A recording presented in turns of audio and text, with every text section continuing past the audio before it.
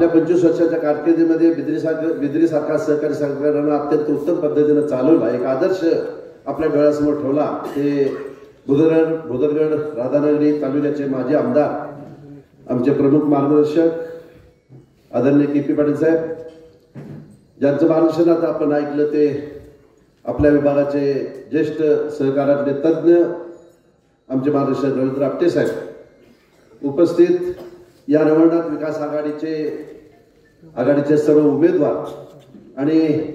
या सभेसाठी उपस्थित असलेले उत्तर विभागातून आलेले सर्व मतदार बंधू भगिनी,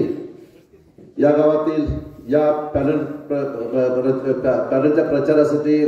कायमपणाने सातत्याने धडपत असले आमचे मित्र विजयराव सावेकर,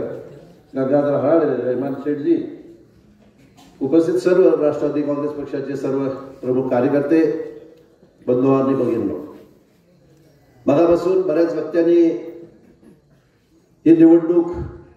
का लागली गेली या बाबतीतलं विवेचन आपल्यासमोर मांडण्याचा प्रयत्न सर्व आपल्या पाठिंबाच्या वक्त्यांनी केलेला आहे।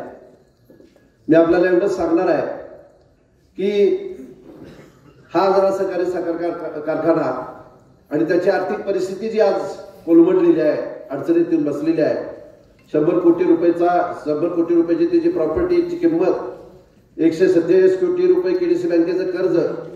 22 कोटी रुपये तुमचं वेगवेगळ्या मार्गाने सभासदांच्याकडून शेअर भांडवल आणि जवळपास 10 कोटीचा हा शासकीय मदत,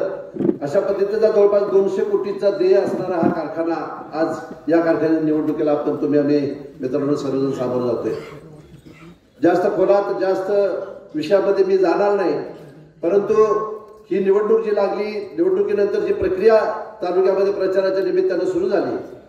त्यामध्ये मी कार्यकर्ता म्हणून माझ्या डोळ्यासमोर एवढंच विजन ठेवलेलं आहे की ज्यांनी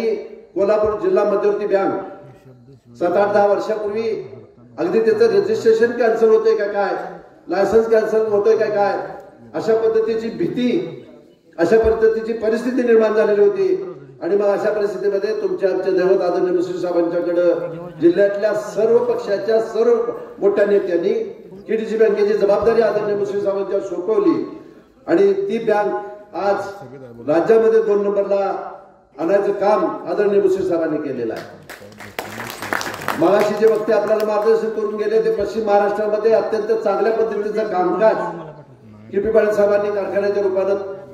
करून तुमच्या आमच्या समोर एक आदर्श ठेवलेला आहे। आणि म्हणून या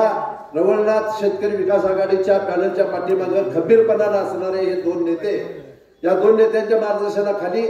कितीही साखर कारखाना अडचणीत आला असला तरी या 2 नेत्यांच्या मार्गदर्शनाखाली हे 21 रवळनाथ शेतकरी विकास आघाडीचं जे उमेदवार आहेत त्यांच्या आज्ञेचं पालन करतील आणि तुम्ही सर्वांनी जर संधी दिली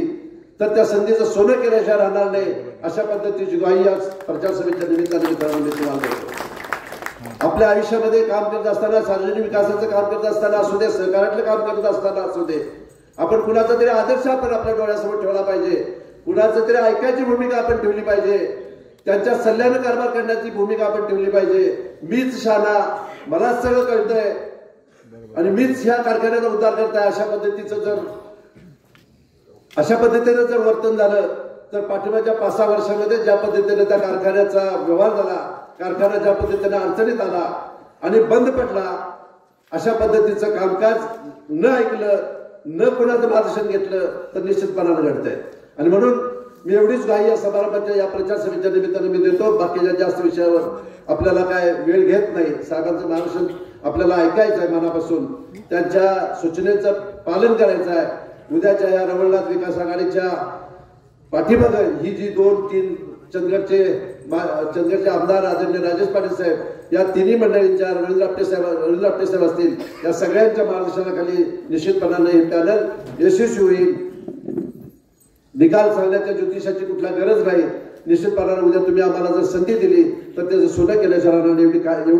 एवढी खात्री मी तुम्हाला देतो। आणि कार्यक्रम वेळ झालाय, मी आपली थोडक्यात रजा घेतो।